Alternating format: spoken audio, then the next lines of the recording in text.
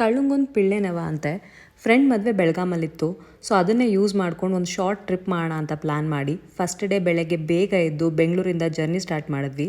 ಕಾರಲ್ಲಿ ಸೊಂಪಾಗಿ ಒಂದು ನಿದ್ದೆ ಹೊಡೆದು ಒಂದು ಶಾರ್ಟ್ ಟೀ ಬ್ರೇಕ್ ತೊಗೊಂಡು ಬ್ರೇಕ್ಫಾಸ್ಟ್ಗೆ ದಾವಣಗೆರೆಗೆ ಬಂದ್ವಿ. ದಾವಣಗೆರೆಗೆ ಬಂದಮೇಲೆ ಕೇಳಬೇಕಾ, ಬೆಣ್ಣೆ ದೋಸೆ ಮಿಸ್ ಮಾಡೋಕ್ಕಾಗಲ್ವಲ್ಲ.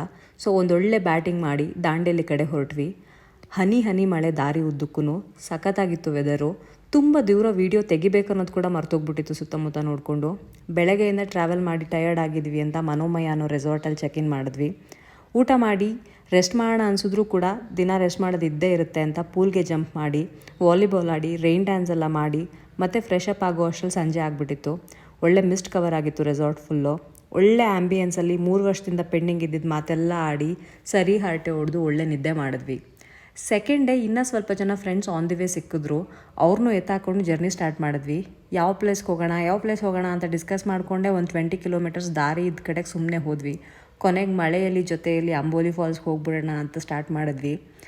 ಲೋಕಲೈಟ್ಸ್ ಫ್ರೆಂಡ್ಸ್ ಅಂತೂ ಸಿಕ್ಕಾಪಟ್ಟೆ ಬಿಲ್ಡಪ್ ಕೊಟ್ಟಿದ್ರು. ರಿವರ್ಸ್ ವಾಟರ್ ಫಾಲು, ನೀವು ಹಂಗೆ ಫೋಟೋ ತೊಗೋಬೋದು, ಹಿಂಗೆ ಫೋಟೋ ತೊಗೋಬೋದು ಅಂತ. ನಾವು ಫುಲ್ ಎಕ್ಸೈಟಾಗಿ ಹೋಗ್ತಾಯಿದ್ವಿ.